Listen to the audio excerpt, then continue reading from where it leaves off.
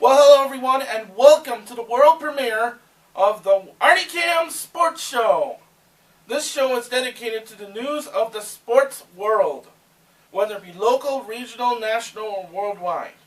Each week we'll have a guest on our show to talk about his or her sport, and we will also talk about the sports news of the world. My first guest on this show is none other than extreme athlete and M-State Student Life Director, Dave Jensen.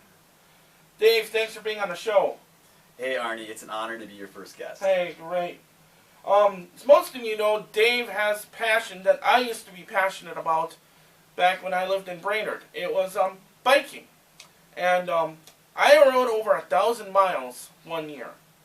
And Dave is actually taking the challenge to bike across the United States for to raise money for the Big Dream Scholarship.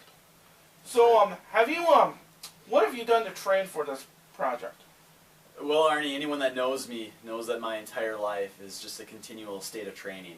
Every time I get up in the morning, every time I ride to work, I ride to church, it's training. I work on the side as a spin instructor, so I'm constantly riding bike, really, I truly am. So it's, like I said, a constant state of training for me. So you're like teaching and training at the same time. Exactly, yep. But, and you've done a lot of training. You've won, also too, Dave has ran some half marathons. He's been a winner of the Fergus Falls Athletic Republic half marathon. You won the triathlon, didn't you? In 2010, I did. You won the triathlon. He goes everywhere. Bike races. This guy is just hardcore, as they say. But, you know, where are you going to be, this trip here, first of all, what are you going to be doing this trip for? Well, initially, Arnie, it was just for myself. But when I thought about it and the opportunity to do it for something bigger, I decided if through this trip I can help even one student go to college, it'll all be worthwhile. So that's why I'm trying to establish the Dream Big Scholarship, so that someday future students of M-State Fergus Falls can have this opportunity to go and pursue their education just like I was able to many, many years ago. It's like you're making dreams come true for people. While I complete my own dream. Where are you going to be starting this trip anyway? The plan is to start in Huntington Beach, California. And you'll be going through Arizona, New Mexico, Texas. Not Arkansas.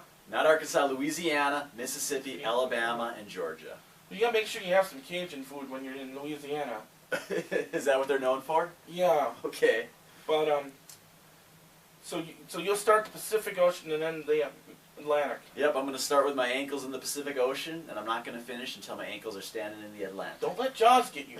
I'm not going deep. Jaws is pretty dangerous. Yeah. Anyways. He doesn't mess with bikers, And though. speaking of that, have you had any dangerous encounters? Yes, as a matter of fact, just coming back from Florida, Arnie, one thing I discovered is that Florida drivers are ruthless.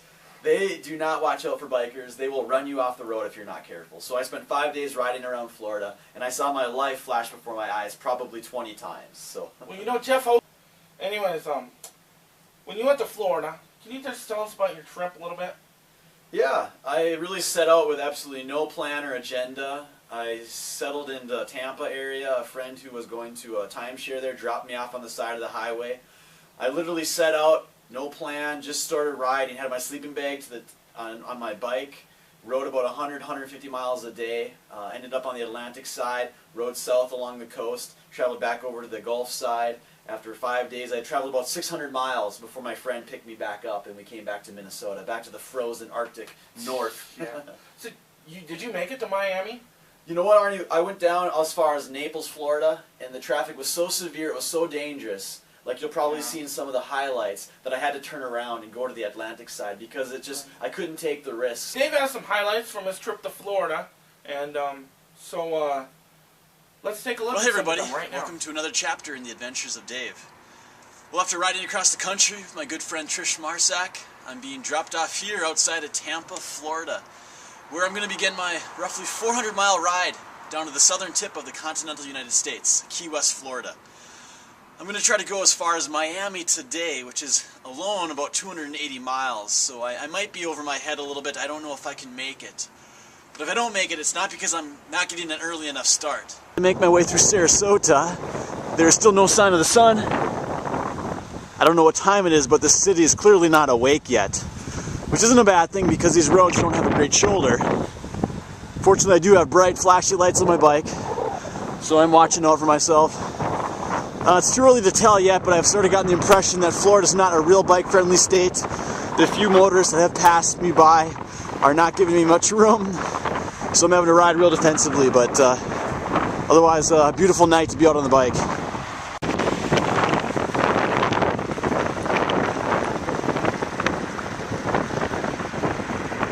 Well, still dark and breezy as I enter Venice, but at least I have a nice bike lane now. A little bit of protection, if you want to call those white lanes protection. You see anything? Probably not. I've left city lights behind and now I'm closing in on Osprey and it's awfully dark now. Nothing but my little headlight there to lead the way. Kind of ready to get back into the city lights again. Looks like they're up ahead. Well, after a good nutritious breakfast, I'm back on the road. About 20 minutes in now, the sun's starting to come up.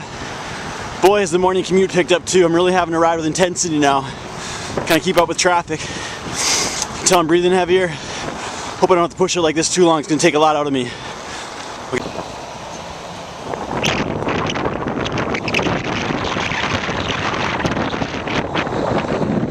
Well, no time for rockets today. Fort Myers, here we come. Now, what do you call that thing? It's a small, small channel cat. Little channel cat, huh? Now, will that thing poke you if you're not careful? Oh, Yeah, oh, he'll horn you, yeah. Oh, sure. Yeah, you don't want to get him to jab you. Yeah. Yeah, they like to do it. Well, apparently this is what's swimming around the pier. That's the one you want to watch out for right there, that bull shark. That'll do a number.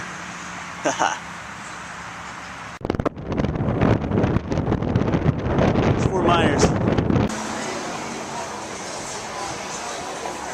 Downtown Fort Myers here.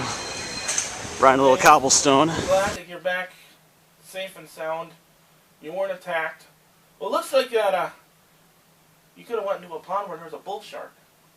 It could have happened. So Jaws is... Anyway, are you ready to dive into the news, sports news? Hey, it sounds like I have no choice, Arnie. Oh, hey. Well, here we go. 2 area teams in the area. 2 area teams are going to the boys state tournament this weekend in Minneapolis. Battle Lake from Class A is making their first ever state tournament appearance, while Perham is in Class 2A, won state in 2011. Took on Minnehaha Academy but lost.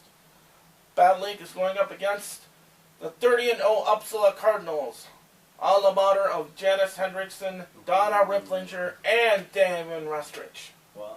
So, how do you think the teams are going to do? Well, Arnie, haven't followed the season real closely, but I tell you what, from what I've heard, those battlers are putting up a tough fight. While I was a Hillcrest Comet back in my day, battlers were a rival. I tell you what, I'm supporting them 100% of the way. So I think they're going to put out a good fight. I think they're going to do a great job and represent this area well. As far as the Yellow Jackets, tell you what, don't know a lot about the Perm team. I know we've got some of their alumni here at M-State, and really proud to have them here. So in the same way, I think they're going to put forth a valiant effort and make us proud, if nothing else. Good answer. And hopefully Battle Lake can bring back that state title. Okay. Now, Dave, I'm wondering, did you fill out your NCAA bracket this year? You know, I didn't get around to it this year, Arnie. Ah! I'm sorry. Well, you know, the tournament started today, and the top 4 seeds in the tournament are Gonzaga, which is in Spokane, Washington, Okay. Kansas, you know where that is, Duke, and Louisville.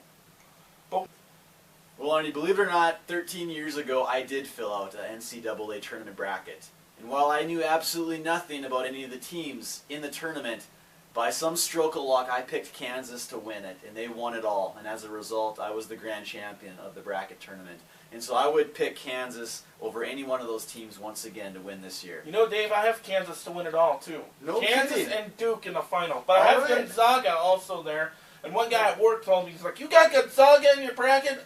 Are you crazy? Oh, give me a break. But, you know, I think it's going to be a good tournament, and Yeah. it'll be interesting. I think so. Well, you know, Dave, we got to talk about one more thing here today. the Vikings. Okay, let's do Whether it. they win or not. They've cleaned some house in the offseason. Percy Harvin Yeah. traded to Seattle, and it happens to be a refuge camp for Vikings, as Sidney Rice is there. Tavarius Jackson is in Seattle as well. Okay. They then signed quarterback Matt Castle from Kansas City to back up Christian Ponder, although we could like Fran Tarkenton to come back. Okay. But they spent $47.5 million picking up Green Bay receiver Greg Jennings. Oh, wow. That's quite a bit. But will the Vikings live up to their potential? Are they making good moves? You're asking me this, Arnie? Yes.